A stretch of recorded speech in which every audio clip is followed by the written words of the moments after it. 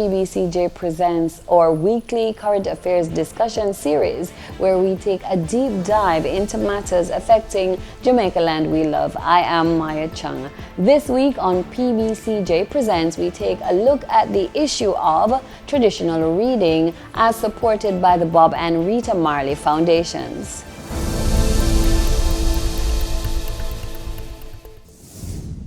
The United Nations Educational, Scientific and Cultural Organization, UNESCO, has issued findings of its literacy study current up until June 29, 2023. The study is concerned with reading and literacy and their importance to the globe as well as to Jamaica.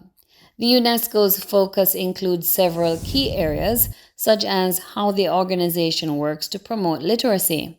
How have youth and adult literacy been impacted by COVID-19? What are the effects of literacy? What is digital literacy and why is it important? In addition to this, other key issues for the UNESCO include the speed with which the world's citizens should be acquiring literacy empowerment. On the UNESCO website www.most.recent.data.com, the organization indicates that great progress has been made with lessening illiteracy among the world's population. The UNESCO is indicating that more than 86% of the world's population know how to read and write when compared to 68% in 1979. Despite this, 763 million people in present day still cannot read and write. 2/3 of these are women, 250 million are children. The UNESCO says 617 million children and teenagers have not reached minimum levels of literacy. PBCJ Presents solicited the expertise of Dr. Sharon Anderson Morgan, who is the director of the Mico Care Center Child Assessment and Research Division of the Mico University College, to chart a path or at least proffer some guidelines, as well as explanations to push back against the literacy problems in Jamaica. Basic reading is the acquisition of a number of skills, and I'm going to break those down. So first of all, to be able to read, you have to understand the little parts of the sounds that make up a language. We call those phonemes. So those are the smallest units of sound. So for example, if you say the word cat, cat has 3 phonemes, 3 little parts, k, a, t, right? So there are 3 parts. So even before you start looking at that word, you have to be able to understand and manipulate those mentally, orally. Just being able to hear them, isolate them, probably substitute them, play around with them a little bit is a basic step. And the research shows that it is one of the greatest predictors. If you have those skills, the greatest predictors of success in reading. So that's one. So, right? So that's a building block, a foundational skill. Then you move on to the parts of words. So you start from the small sounds in words, then you have parts in sentences, which is phonological awareness now. According to its latest update on global literacy, actually becoming literate is not a one-time thing. Literacy is an ongoing process. The UNESCO shares further that literacy can be defined as a set of reading, writing, and counting skills. Literacy is now understood as a means of identification, understanding, interpretation, creation, and communication in an increasingly digital, text-mediated, information-rich culture. So phonological awareness, you understand the parts of a sentence. So you understand that a sentence, so if you say the cat is on the mat, that is made up of several words. So sentences are made up of words. Words are made up of little sounds and letters. So to be able to hear those, so when you do like phonological awareness activities, you ask children, how many words did you hear in that sentence? And other aspects of it, like you're able to know that we can add a phoneme to a word. So we have cat, but we can add s, and the whole meaning changes. So you have to be able to hear those subtle changes. So that's phonological awareness, being phonologically aware. And then there's phonics. Now that one now is more visual now. So we're looking at these letters and knowing what sounds they make and the combination of letters. So C alone says K, but C with another letter, right, makes another sound. So we have ones that come together. There are two other areas, let me quickly tell you. So we said, we talked about the phonics. Now there's comprehension, which is the ultimate. Because if you can do all of that and it make no sense to you, then right, it just makes no sense. You really are not literate if you're not able to comprehend. So that's a big one. And then there's fluency. Because if you have to be sounding out T every time to get a picture of cat in your mind, by the time you finish, you don't know what it's saying, right? So those 5 areas. So, what are the benefits of being literate? So of course, literacy has a lot to do with functionality, right? So being literate makes you functional. It makes you independent. You can go and do your business yourself.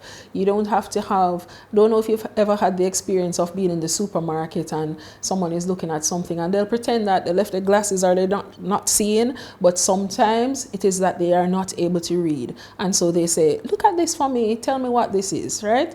So literacy, being literate gives you your dignity, you're independent. It makes you functional in society, not just in your everyday life, but being able to also advance in your career, in just achieving in life and being able to communicate with people. Communication is a big part of literacy, right? And now we have even technological literacy. We were able to use devices and so on, not because we can read words, but because we understand what these symbols mean, the icons and so on. That's all a part of literacy. Even understanding mathematical symbols is a part of literacy. So we are numerically literate, and that also it empowers us and allows us to be functional. UNESCO is and has examined digital literacy and why it is important. The organization states it has come to this conclusion: digital literacy is where the world is and will be headed in the future. It would be prudent for all people to engage with all forms of literacy. Digital literacy is characterized by the ability to access, manage, understand, integrate, communicate, evaluate, and create information safely and appropriately through digital technologies for employment and decent jobs.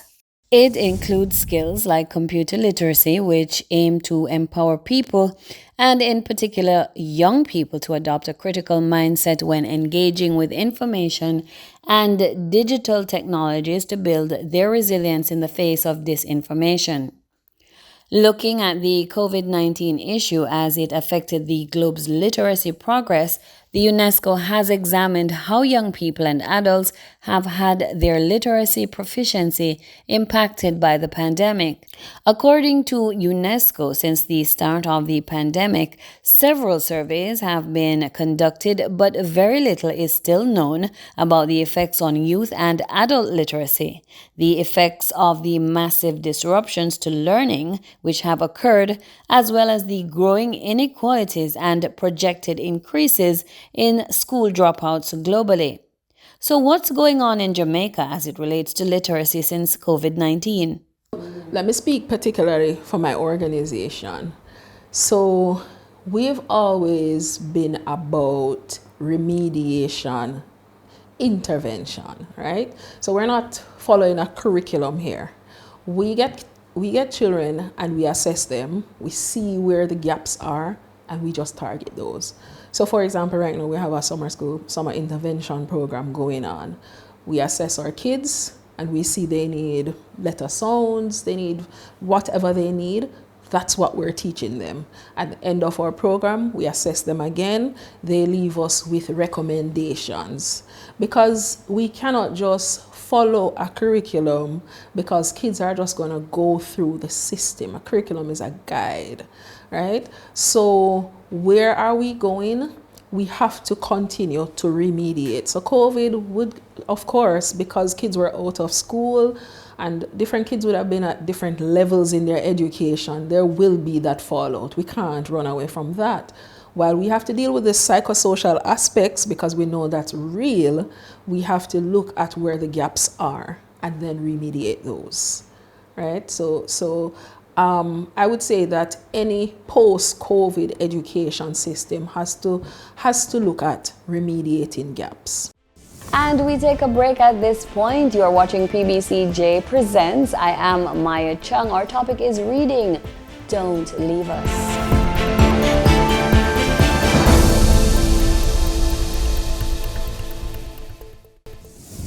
Becoming literate and learning to read with comprehension is very difficult. English is a difficult language, and one of the things is that English is made up of different languages. So we borrow from other languages, and that's why, so we have a lot of French-based words, and those have different pronunciations. So we get CH sometimes saying sh, but CH sometimes saying ch. So it depends on the origin. So if you remember spelling bee, when the children get the word, they ask for the origin, the language of origin, because English is more of a combination, a composite of different languages. All specialists concerned with upping the literacy rate globally as well as in Jamaica agree parents and the wider community play a great role in helping young children in their imperative journey to becoming literate. One love, what my family gives to me. One love, what the flower gives the bee. One love, what Mother Earth gives the tree. So what do Jamaican parents need to do? That's a very good question, because parents have a critical role. If you talk to any very successful reader or student, they will tell you about the role of their parent, right? And even parents who are not well educated can play a role. So their role, one, you have to make literacy important in your home. So communicate that to your child. I want you to learn to read. This is important, and not just by saying it, by what you do. You as a parent need to read. Read the star. Let your child see you reading. Read the star, read whatever. Talk to them about what you're reading. Read to them, right? Read to them. Read stories to them, whatever it is. Read stories, Bible story, anything. Read to them so that they can hear the language. Remember, we live in a country where we have two languages operating, and the one that we read is not the one we speak the most, right? So for the child to hear the English language being read to them is critical. Parents can incorporate literacy activities in your everyday things at home. So you sweep in the house, this is the mop. How do we spell mop? M-O-P, mop. That kind of thing. Just make it so normal. Label things in the home. Label window, door, put up a little sign on it. Window, door. Have books, have reading material in your home that your kids can have. Paper, pencil, they can write, they can draw and they can tell you a whole story. Kids like to do that. They draw, there are no words on the paper, and they can tell you a full-on story. That's also developing literacy. That's the speaking and the writing part. That's a pre-writing skill. So encourage these skills, right? Don't use reading for punishment. Do not say go and read because you're given trouble. None of that. Because that causes the child to develop a negative attitude towards a positive thing. It's a typical Jamaican punishment. Given trouble. Right. So no punishment. No, never to be used as punishment. It must be seen as a fun activity. You can do reading activities even when you are, let's say you're cooking, you're making mac and cheese. Your child can help you read the recipe on the back of the box. That's reading, because they're going to see those words again. They can read it for you. You help them read it. Even if you can't read, let them read some things to you, what they can read, right? So Parents have a big part to play, and any parent can do it. You don't have to be educated, because I know that many parents of yesteryear, especially who couldn't read, they made sure their kids are literate, because it was very important to them that their child didn't have the same experience that they have, because they know the embarrassment that they face going out there not being literate. So the home is the first school, and it has to show that this is an important thing. There are several problems that can influence the non-acquisition of literacy. Some are: you could have rapid letter naming and rapid word naming. So there are some kids who they like I was talking about ABC, they can sing ABC, but if you pull out a couple letters quickly, what is this one, this one, this one, this one, in random order, right? Because they have to be able to do that, because within the words and when you're reading, these things are not going to come in the order in which you've memorized them. So they have to do rapid letter naming, and they have to be able to do the same thing with words. That's how they develop automaticity. They can automatically read it, because in a second they can just look at it. So you can have, cards, and parents can do this as well. Just have word cards and hold them up quickly, one after the other. You can have sound cards, hold them up one after the other. Another problem is alphabet knowledge is very difficult for some children, and that's the very basic of learning to read. Some kids, they confuse their letters. For example, a child with a reading difficulty, I'd use dyslexia, even though that term is probably a little bit obsolete right now, but they will confuse letters like B and D. If you think of the shape of B, right? If you hold it this way, it's B. You turn it around, it's D. You turn it down, it's P. Same shape, right? And we have other letters. If you look at a common N, turn it down, it's N, and you turn it up, it's U, and so on, right? So it becomes very difficult because of how their brain is perceiving it. So they're seeing it all right, but when it goes on the brain, then there is some confusion because they have. So some kids struggle with just learning those letters. They can sing ABC, but if you stop and say, what is this letter? It's just not there, because they don't have visual imagery. So they hear it, they can say it, but there is no image of what it looks like on the brain. And unless you can hold that visual image, right, then you really don't know it. You can't retrieve it when you're supposed to retrieve it. If somebody says N, okay, write N. It's not there. It's really not there. So a part of what you want is to have automatic recognition of words, right? So word recognition is another part of that basic reading. You want it to be automatic. You don't want to have to sound it out. And there are some words you can't sound them out. We take another break at this time. You're watching PBCJ Presents. Our topic this week is reading and its importance. Stay with us.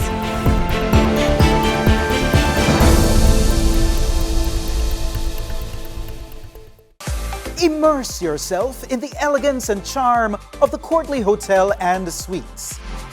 Enjoy our jerk barbecue night by the poolside each Wednesday, or celebrate your special events for your wedding, anniversary, birthday, or just a relaxing weekend getaway. Unique, personalized, inviting. The Courtly Hotel and Suites.